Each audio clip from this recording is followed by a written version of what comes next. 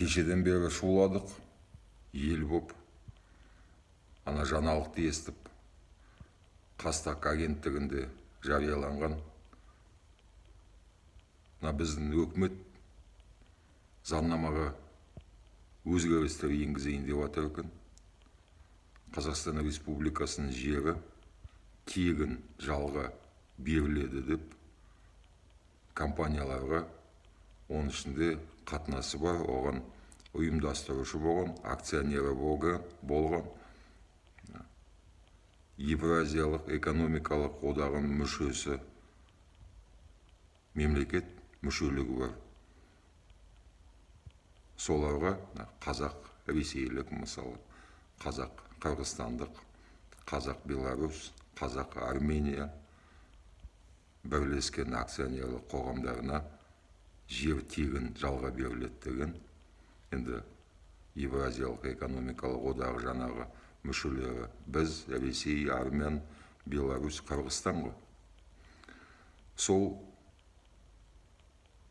заңнама, сол өзгеріс енгізілмейтін болды. Осы 1,5 сағат бұрын мәлімдеме алдым Нұр-Сұлтан қаласынан.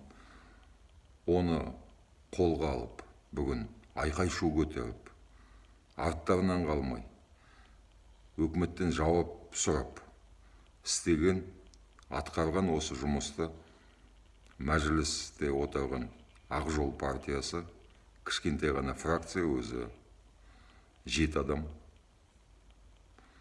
Солар мәжілістің ішінде және өкімет ғимаратында кәдімгідей ұрыс, айқай-шуға барып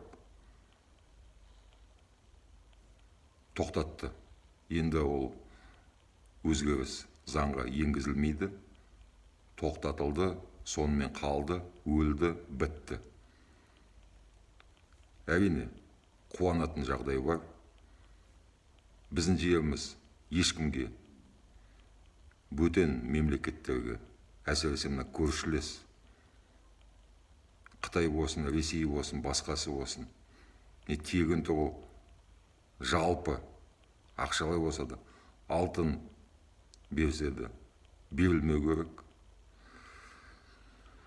Ал енді келешекті айтсақ, келешекте заманы өзгерер.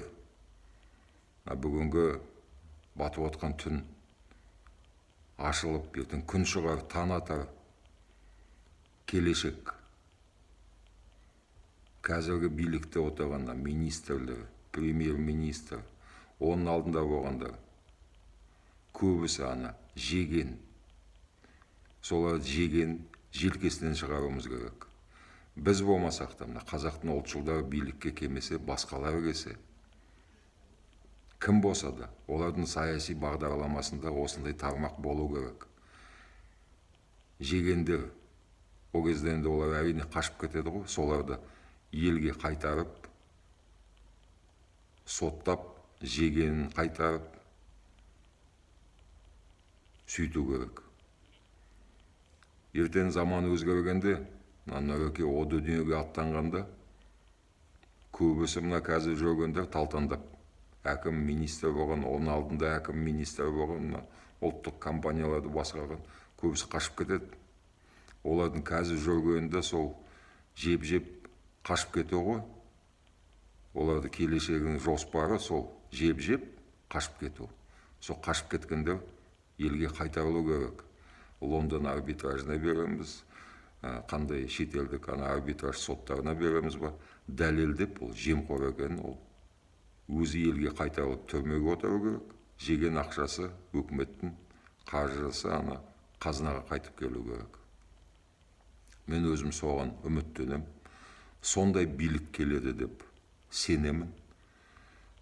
Бірақ оған жай сенім жатпауымыз керек, үміттеніп.